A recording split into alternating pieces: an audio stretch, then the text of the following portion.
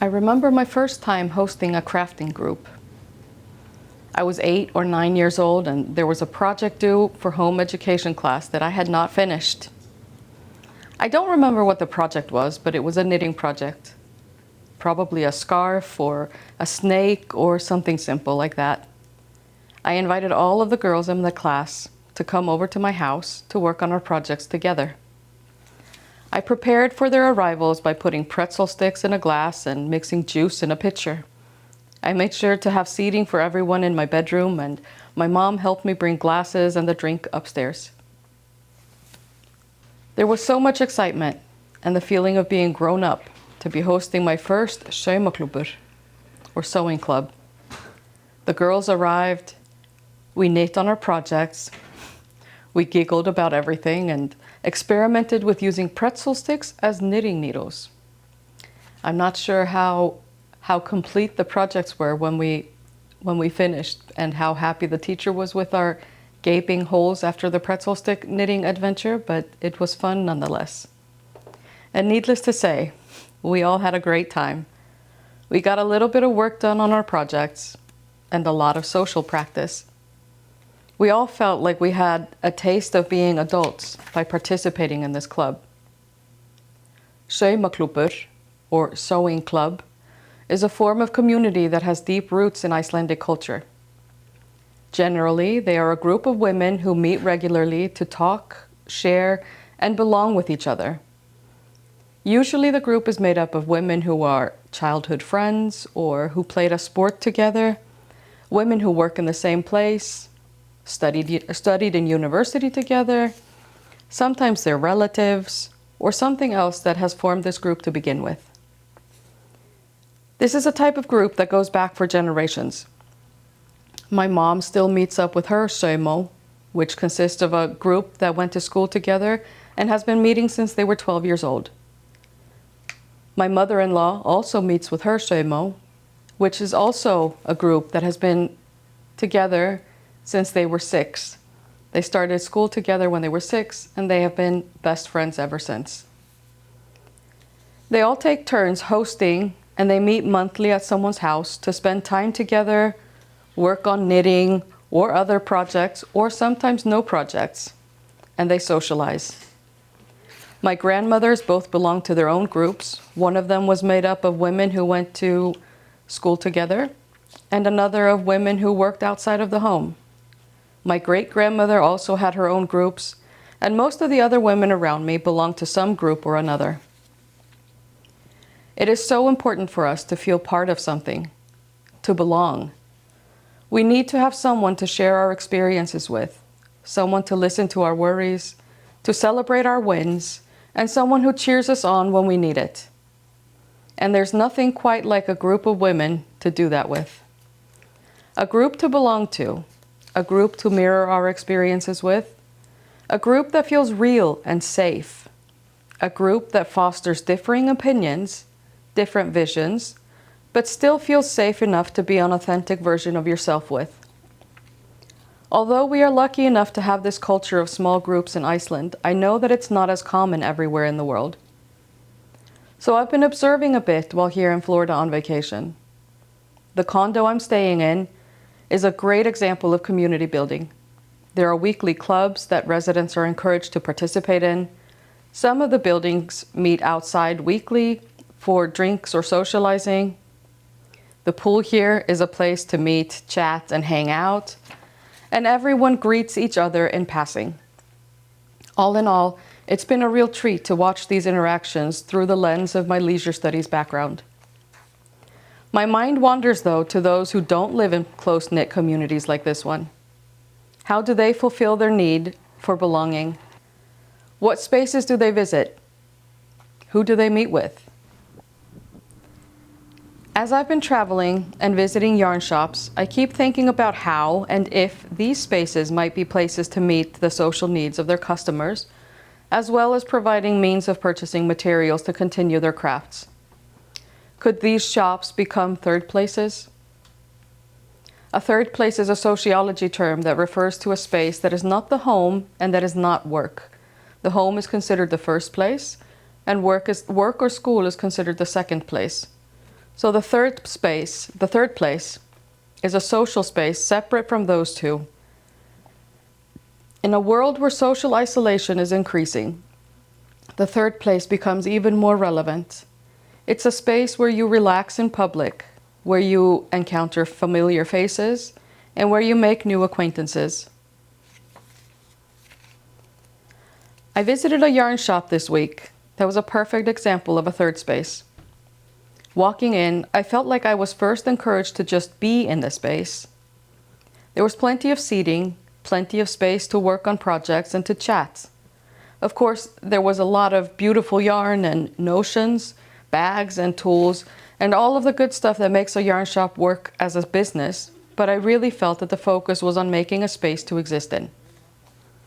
I had time to sit down and chat with Olga, the owner, about the shop, the space, and the intention of building a community of crafters with inclusion, visibility, and mutual respect at the forefront. It was so refreshing to see how much thought and work had been put into creating an open, accessible way for her customers to increase their social network, to participate in community with others, and to meet people that they might never encounter if not for this communal space. I really hope that this focus on community building will become more common as a way to connect customers with other crafters, to increase their social capital, and to reduce social isolation.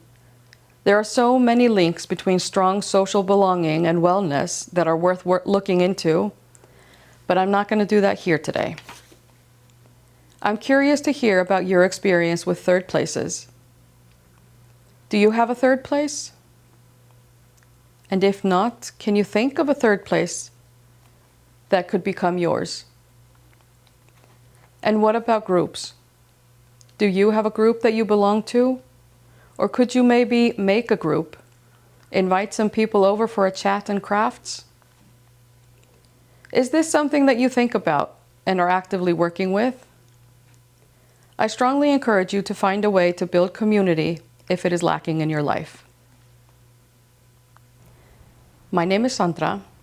I'm from Iceland, and I'm working on making a mostly handmade wardrobe, slowly and quietly over time. If you're new here, welcome. And if you're returning, welcome back. I'm so happy to have you here.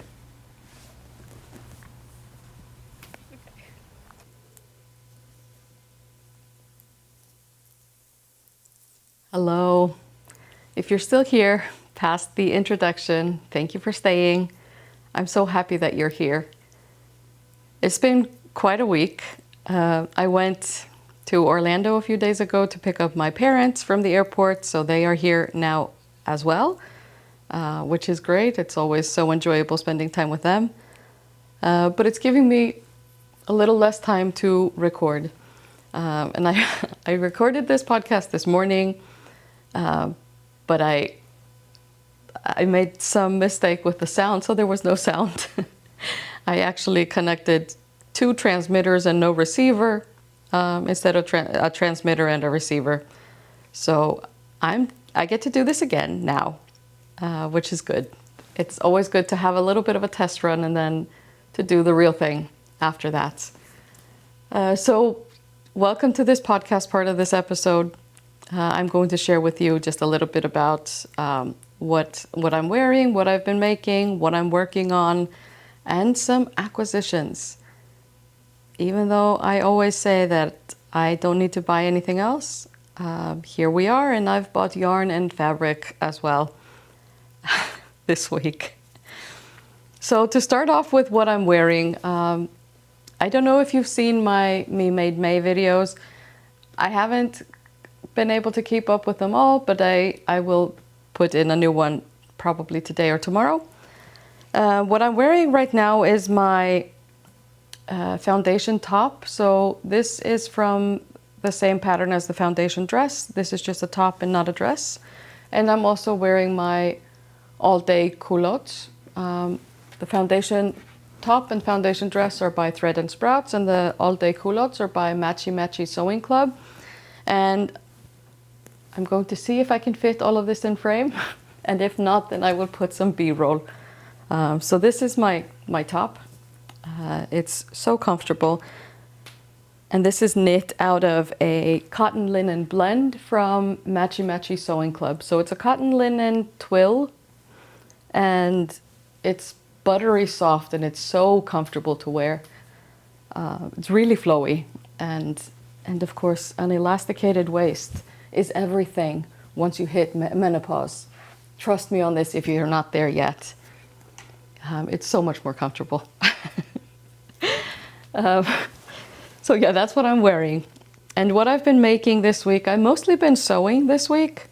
So I do have one more finished object, which is a dress. And I believe that you saw it in the introduction, but I will also put some B-roll over this of the dress. It's the foundation dress by Thread and Sprout. I keep coming back to these same patterns because I only own 4 sewing patterns.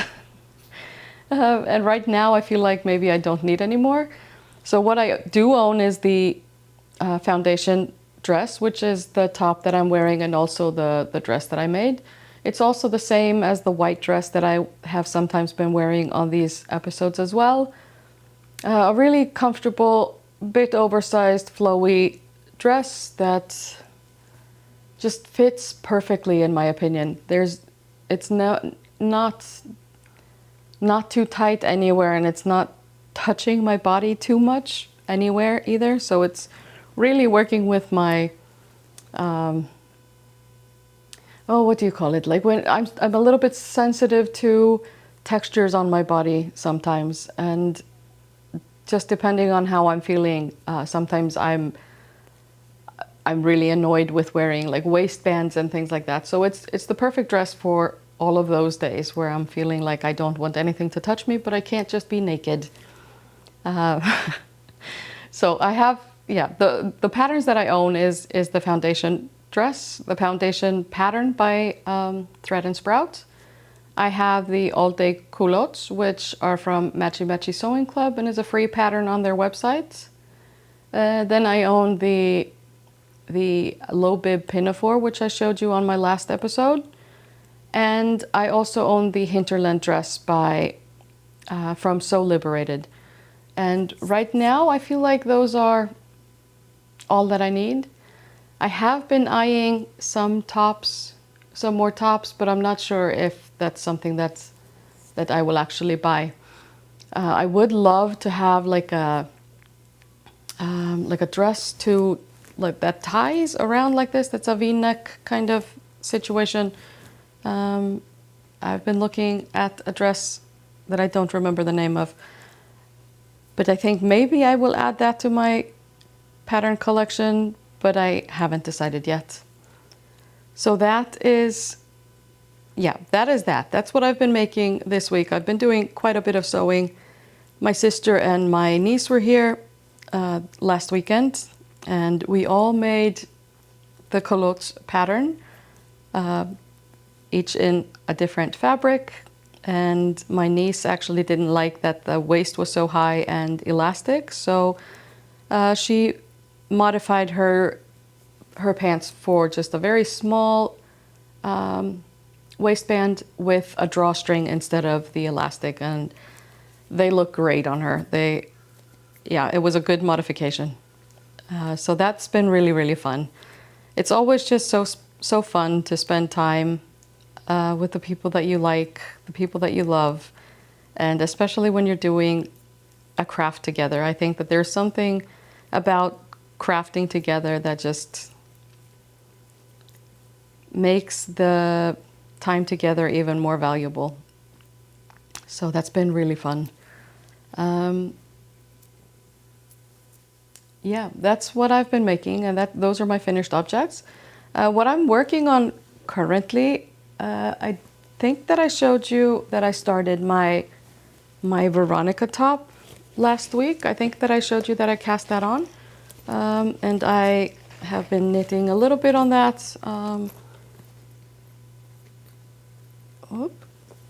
So I have this much done of the back panel. I finished the increases, and I'm just knitting straight now here.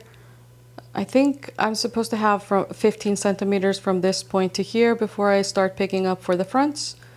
And I think this is maybe 5 centimeters, so I probably have like 10 centimeters or 4 inches left before picking up for the front panels.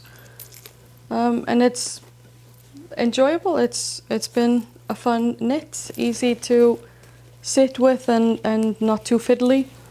But then I finally found a desire to pick up this project again. If you remember, I brought this with me because I'm hoping to have this finished in June. This is the Mystery Musical from Stephen West from West Knits. It was the mystery knit along for this autumn, and for some reason I knit all of this all the way up until like this parallelogram or rhombus or diamond or whatever you wanted to call them, and then I just stopped, and I don't really know why. I think I probably just had something else that I wanted to knit on or something and didn't want to be constantly switching out the colors, because I'm always switching out. With this, there's a lot of ends. I'm weaving them in as I go, but it's still a lot of cutting and a bit fiddly to work on. So maybe that's why I left it. But now that I've picked it up again, I'm really enjoying this. It's such a, like, each parallelogram is so quick to knit. And it's so satisfying to just sit down with my coffee and knit one parallelogram and then go and do something else.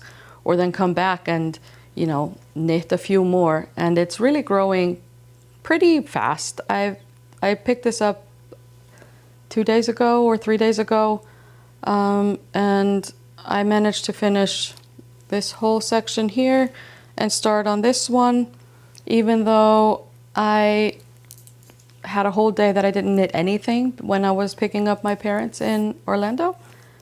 So this is what I'm working on currently. And I'm also, if you remember from my last episode, I showed you the yellow yarn that I'm hoping to make a sunshine top from Vinta Knits with, and I'm going to hold up on that for a few more days or maybe a week, maybe some weeks, because she's actually looking into translating the pattern into English. So I'm going to be knitting the English version of the pattern just to make sure everything checks out before it can be published in English, because I know that some of you were interested in having the pattern available in English to be knit from. And so yeah, so that's hopefully in the works, and I'm really excited about that. Those are the things that I'm knitting on. I'm knitting on the shawl and I'm knitting on the Veronica top. I think I had something else planned. I don't remember what it was. I'll have to look at the last video to see what all I had planned. I do have some acquisitions. Even though I keep saying that I don't need to buy anything, I do have some acquisitions. So when we went to Florida, my niece went with me, and we stopped at a fabric store on the way there that is in Maitland in Florida. It's called Sewing Studio Fabric Superstore, and that was very much a correct name. It was quite the superstore. It was huge.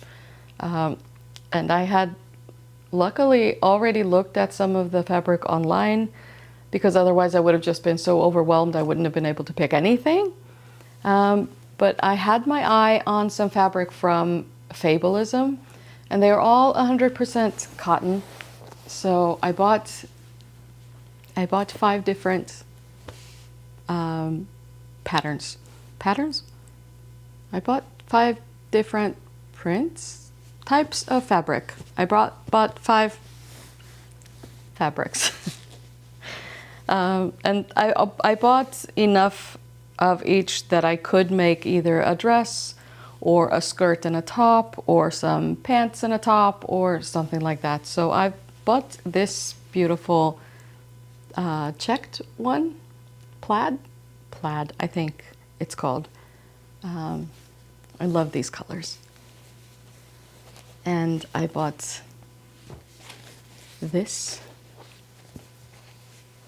that I would love to have either made into pants or a long sleeve dress to wear during the winter, because this is a little bit thicker than the other cottons. So I think this would be a perfect long sleeve dress for the Icelandic winter.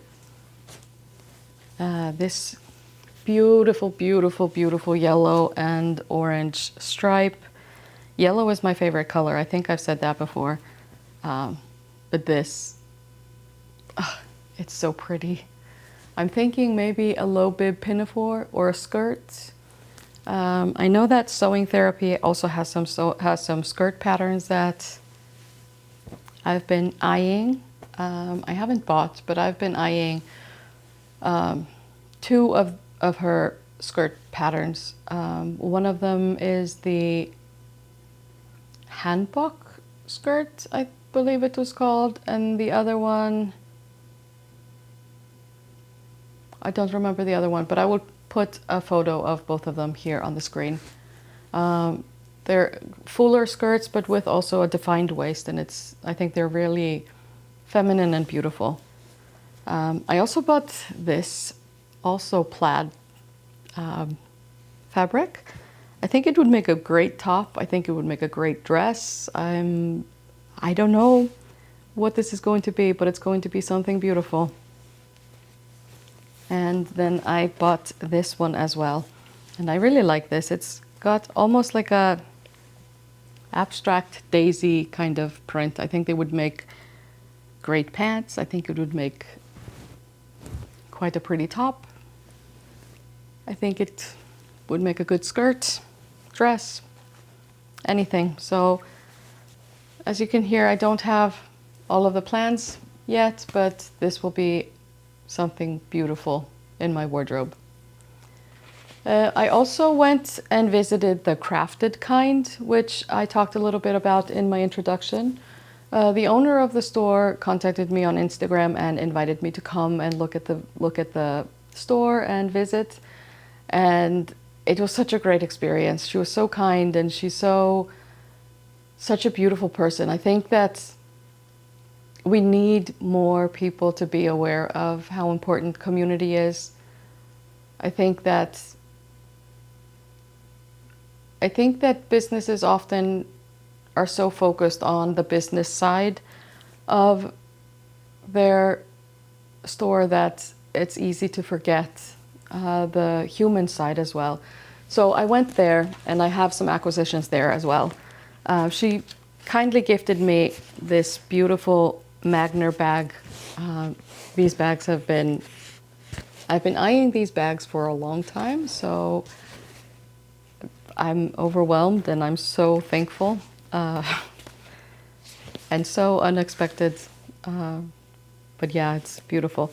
She had a really great selection of yarn there as well, so I was discovering yarn that I've never heard of and never seen before, so I bought two types of yarns for two projects.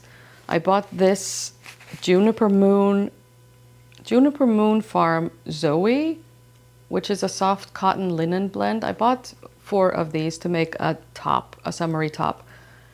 In Iceland, we don't have so much of a selection of summer yarns because honestly, we don't really need them. I think the warmest day that was in Reykjavik last summer was 63 degrees Fahrenheit, which is like 18 or 20 degrees Celsius. So it doesn't get hot. So, we wear wool all year round. But I was really excited about this yarn here. I bought 4 skeins of this to make a summer top with.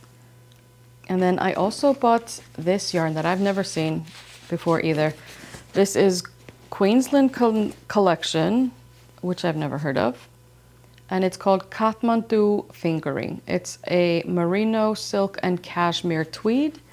And this is a fingering weight. Yes, this is a fingering weight. And I have seen, there is a really beautiful short sleeve cardigan by Knits by I believe it is, an Icelandic designer that I will put here on the screen as well. And I think that this could be perfect for that, either as a short sleeve cardigan or a long sleeved one. So I bought 5 balls of this at the store as well. So I'm excited to knit up with this. She had a sample in the store from this yarn, a ranunculus sweater that she had knit up with this.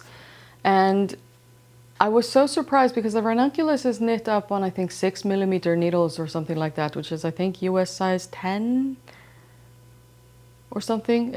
They're big needles. And usually when I've seen the ranunculus in a fingering weight, it's so like airy, like the stitches are so big that it's a bit like holey. And this sample that she had knit up was actually not like that. So I'm guessing that this yarn really blooms after it's been blocked. And I'm quite excited to try this out. I think that's all I have for you today. I'm hoping to be able to record another episode this week or like next week that I can share before going home. I go home on Thursday next week, so I've only got a week more here, and I would love to be able to record an episode before that.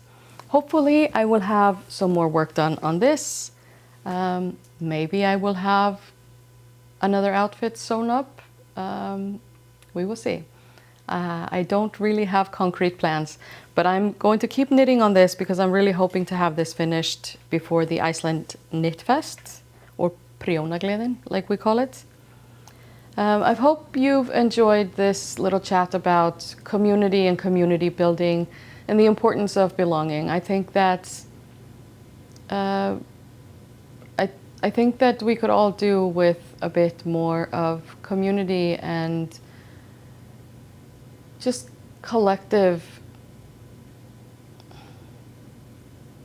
I think that we could all do with more community and with more feeling of belonging. I know that social isolation is considered one of the health risks now from World Health Organization, and it's detrimental both to our well-being and also just to our physical health. They talk about, the effects of social isolation are worse than having high blood pressure and worse than smoking even. And there's so much loneliness. So I really encourage you, if you are feeling lonely or if you feel like you don't have a community, to reach out. I've been there and I know that it's a really, really difficult step to take. But once you've gotten past that and you've managed to step out of your comfort zone, which isn't even comfortable when you're socially isolated, there's so much more. It's such a higher quality of life that you get once you've stepped out of that. Social isolation is so hard and it's so difficult to break. So if you're there, I really feel for you. I know what you're going through, and I promise once you've stepped out and gathered people around you and learned to trust and learned to ask for help, it gets so much easier. So please reach out, find a group.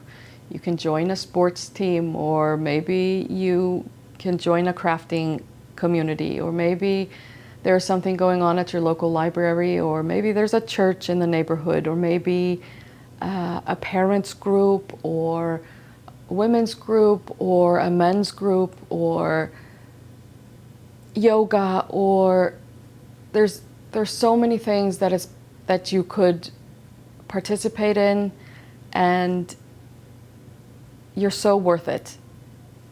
So I really encourage you to step out, seek out the company of others, and find where you belong, because we all belong somewhere. So with that, I'm sorry that I'm leaving you with a bit of a heavier and than normally. But with that, I'm hoping to see you next time. I'm hoping that you're taking care of yourself. And until next time, I will be here knitting or mending or sewing up some clothing and just generally living at a slower pace. So until next time.